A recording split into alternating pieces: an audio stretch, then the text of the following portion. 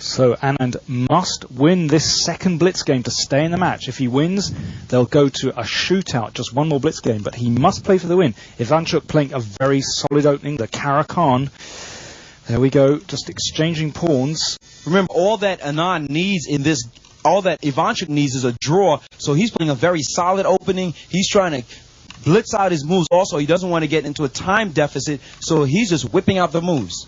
There we go. He's trying to break down White's center. That C-pawn coming up the board, attacking White's center pawn.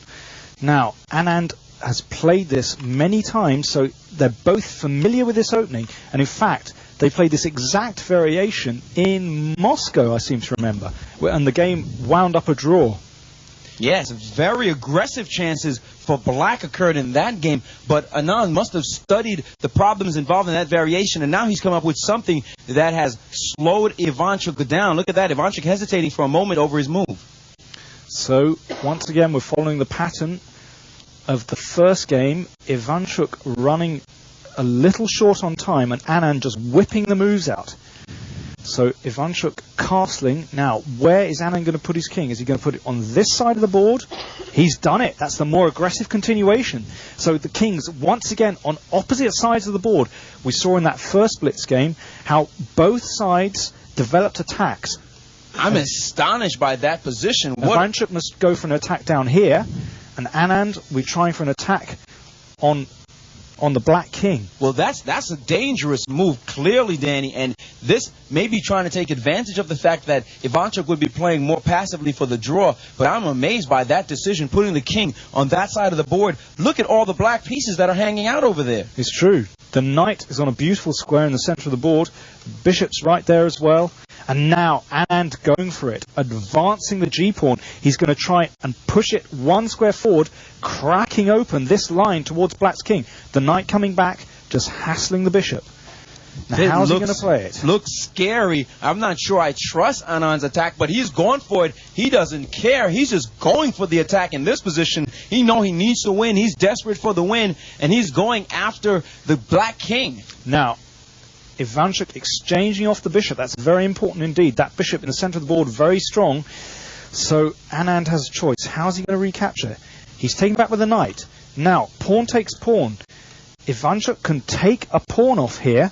Now, is he going to do it? If he does, then Anand might open lines on that side of the board. Another sharp possibility, Danny, is the move knight to f4. This move here attacks the queen and unleashes an attack on that rook on h1. And Anand whipped off knight takes bishop so quickly. This has set Ivanchuk thinking. It looks as if he can just win the exchange. He can just go after that rook. Oh, there's so much going on in this position. There are also...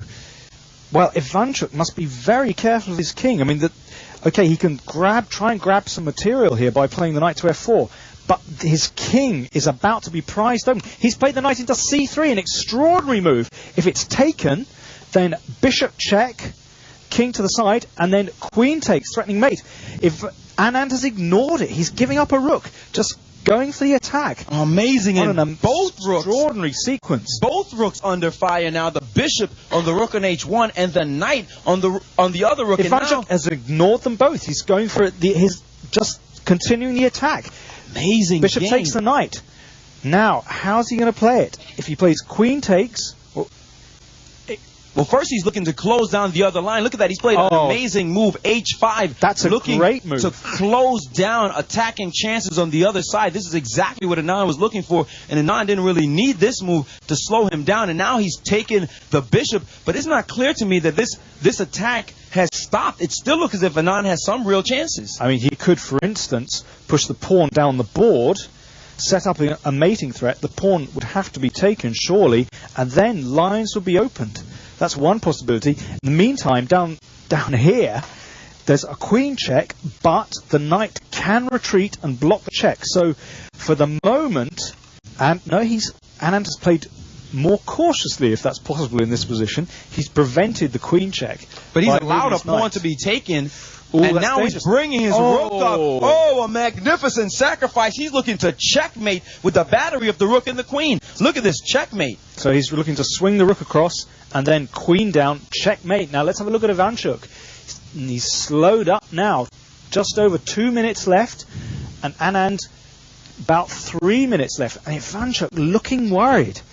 He certainly couldn't have predicted that one. And that rook, a crucial move because it's preventing the bishop coming back checking as well. Look at Ivanchuk biting his finger, and he's now under 2 minutes, and now he's brought his rook into the game. Look at this rook move, and he's looking to go on the counterattack. He's looking to make some kind of a sacrifice on the white king, and that would just bust open a position. An amazing game with these twists and turns, and black proving resourceful here. It looked as if Anand had real mating chances, but Ivanchuk fighting back heavily.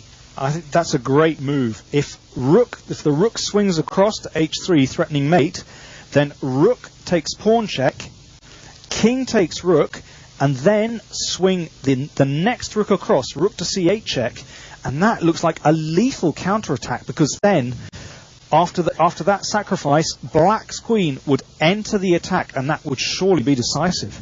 So now Anand has a very tricky decision to make. Does he continue the attack, or does he just spend one move trying to defend? But I think if he goes on the defensive, it could be all over for him.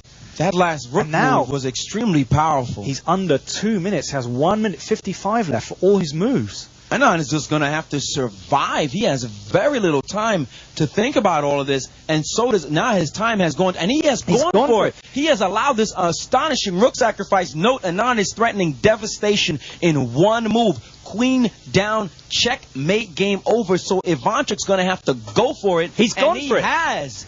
Oh, an amazing sacrifice. Now, and the other rook is coming to the game. Now Anand must find an exact path for his king. If he goes to the wrong square, it'll just be checkmate. For instance, if king up, queen takes knight check, and well, that looks deadly. Or king here, queen takes pawn check. He's played the king to the back rank. What an amazing move. Now, queen check, king up. What's going on here? Rook check. Maybe he can bring the knight back.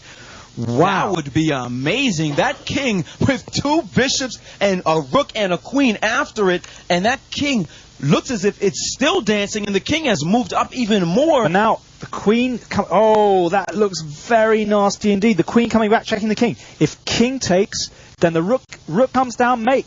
Rook check. Oh, that looks decisive. This looks busted. It looks as if he's going to be mated, is Anand. Where can he go? He's backed his king up. Queen check. That's got to be it. Surely it's mate. Why can't he just take the... He can take the rook in the corner. What is wrong with taking the rook in the corner? Queen takes rook, mate. Isn't that game? That looks surely it's checkmate in one move. Ivanchuk, surely he's not going to lose his number. He glanced at the clock. He's got 53 seconds left. He doesn't see it. This is unbelievable. Queen takes rook. Are we missing something? Queen takes rook in the corner. It's checkmate, and he doesn't see it, and he has not played it. He's missed it. Unbelievable. That is astonishing that a grandmaster of Ivanchuk's caliber, and the knight comes back, and now the knight has come back, and he's got 40 seconds. Oh, under the time pressure, and he's running with his king. This is unbelievable. This almost unheard of in a chess game. This is incredible. And Anand now looking for his own chance, and he's pushed the pawn. Oh, look at this. He's going on to the attack. This is incredible. The queen absolutely checking. Incredible. This check. The king going in the corner. This is just extraordinary. And Ivanchuk lost his nerve. He's got the piece back. He's got one piece back, but he's still a whole rook down. This is still highly unclear. Queen check threatened, and then mate. I think he'll spot it the second time around. Queen check threatened, and queen mate. But it looks like queen e5 is possible. What about just centralizing the queen to the... He's done it. He's beautiful move. Protecting everything. And now Ivanchuk with a rook check. He's got to be frightened here. And now a queen check. He's continuing his attack. He's continuing to play down the board. Now king up, and then the queen can just swing back, take the pawn. He's gone into the center. What an extraordinary unbelievable move. And look at the time, people. Look at the time. 18 seconds left. 18 seconds for one side, 28 seconds for the other. They're going to just have to fly with the moves. And Ivanchuk checking losing again. Control, checking randomly. And only with 13 seconds on his clock, and Anand is backed up. And Ivanchuk checking again. He only has 9 seconds on his clock. He'll never make it, Danny. Sure, he needs to finish the game. Oh, only 6 seconds. Unbelievable. Anand with 20 seconds. He's moved his king up, and now he's trying to repeat move. The king has gone up. Another check. 4 seconds left on the clock. But this is close. He might not survive. Knight d4. 2 seconds.